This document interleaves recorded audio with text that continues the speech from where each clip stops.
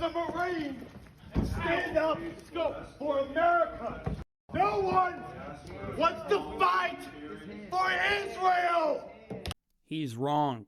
I wanted to fight for Israel. But then I saw this prick interrupt a Congress meeting, resist arrest, catch a few charges while illegally protesting, snap his arm on the door for attention, and continue to scream like an unhinged lunatic. For Israel! And then I was moved. I changed my mind. You see, I had these pro-war with Iran arguments, but then this asshole just obliterated the appeal of those arguments by snapping his arm on a door. His hand. For attention. How could I not change my mind? Get a load of this persuasive move.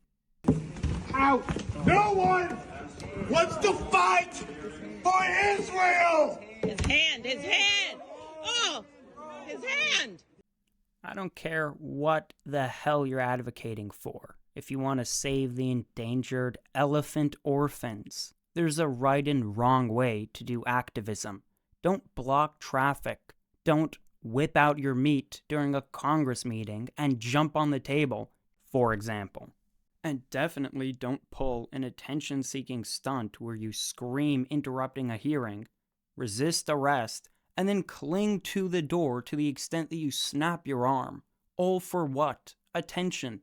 Nobody would be getting behind this sort of illegal interrupting of a Congress hearing if, for example, this guy did the same exact thing, but instead was yelling about anti-Semitism needs to be stopped. We must defend Israel and fight for Israel! Obviously, if anything even remotely resembling that sort of situation occurred, the whole internet would be rightfully clowning on that sort of behavior. It's illegal and it's not productive.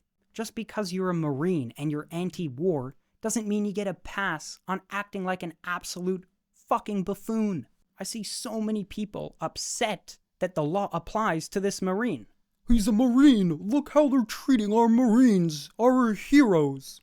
I'm sorry, Congress, but you're going to have to halt your proceedings for a moment. You see, the unhinged guy in the back, who sounds like he had cocaine for breakfast, with the psychopathic determination and utter disregard for his own well-being, yeah, he's a Marine, you know. He gets the Marine pass. You're actually going to have to all shut the fuck up and let him voice his political opinions. In no productive manner, mind you. He's going to yell like Jocko Willing after 4 lines of cocaine in an ice bath. And you're going to have to sit there and nod. Why? He's a Marine. The law doesn't apply to him. Snapping your arm while clinging to the door and yelling does nothing to help your movement. No rational person is going to sit there and go, hey, you know what? I was pro-war with Iran, but because this prick snapped his arm on a door in a Congress meeting, you know what? Fuck it. I'm changing my opinion. You're not saving people. You're not changing policy. You're not increasing the philosophy behind your movement. You're not changing opinion. You're snapping your arm and being an unhinged freak for attention. That's all this is. No one wants to fight for Israel! His hand. His hand. Oh, his hand.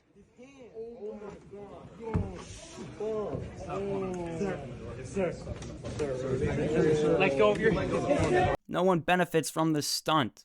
You're an idiot. Okay, you're anti-war, but that doesn't mean you should take a jackhammer to the elbow, you idiot. Just because you're supporting a righteous cause doesn't mean you should go do some illegal unhinged stunt. Oh, I don't like the law that Congress is passing, so during the hearing I'm going to cut my balls off and throw them at the lawmakers. The fact that there's a right and wrong way to protest should be obvious, but of course not. Not to some fringe section of the MAGA movement.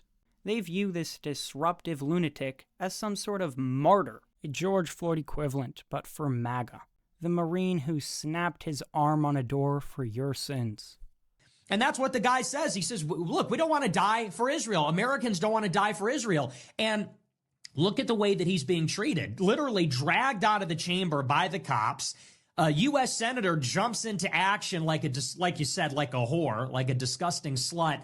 Jumps in the middle of the action, trying to get this guy out of there. They smash his hand in the door. That's the picture of America. That Marine is all of us. all the Marine said is that he doesn't want to die. What's unreasonable about that? For voicing his opinion, you know what they do to him? They jam him into a door. Could you believe it? He doesn't want to die, and they jam him into a door. They're almost acting like this guy started yelling like a lunatic in middle of a Congress hearing and then refused to be escorted by police, resisting arrest. And it gets worse. You know what they do to this guy who definitely wasn't interrupting a hearing and resisting arrest? They torture him, yeah. They take his arm against his will and jam it into the fucking door, and then proceed to snap it, all against his will. It's not as though in the process of resisting arrest and interrupting a hearing, this lunatic grabbed onto the door with all his might, so he could get in a few more slogan yellings. That's not what happened. He didn't injure himself in the process of resisting arrest. No. They smash his hand in the door. That's the picture of America. That Marine is all of us. You could show up to a funeral, start blasting saxophone mid-eulogy, and then vandalize the memorial. And when asked to explain yourself, if you could stammer out Israel bad, the internet will go to bat for you. Excuse me, but why did you think it was appropriate to taunt orphans on Father's Day? Free Palestine, bro. And the internet will applaud this sort of performance. That's the level we're at right now. And I don't care how unpopular it is to point this out. I'm going to continue doing so regardless.